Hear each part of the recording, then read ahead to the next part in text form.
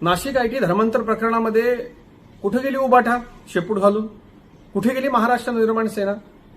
आमच्या गावात, आमच्या शहरामध्ये आमच्या हिंदू मराठी मुलींवरती बलात्कार झाले, त्यांची छेडछाड झाली, त्यांच्यावरती अश्लील शेरेबाजी झाली, त्यांच्या धर्मपरिवर्तनाचा प्रयत्न झाला, धर्मपरिवर्तन केलं गेलं.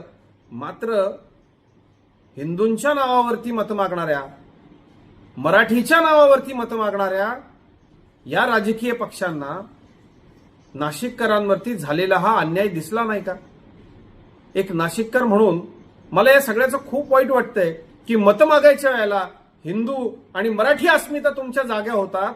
आता आमच्या लेकी बाळींचं जबरदस्ती धर्म परिवर्तन होत असताना उबाठानं का शेपूट घातली?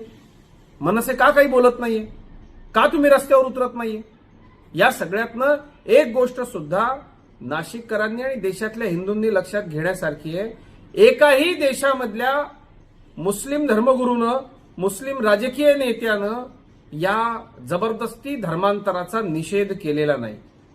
आम्हाला अक्कल ज्ञान पाजळणाऱ्या, सोशल मीडियावरती बरळणाऱ्या लोकांनो, ही भीती बाहेर आहे. इतर लोक वाईट आहेत.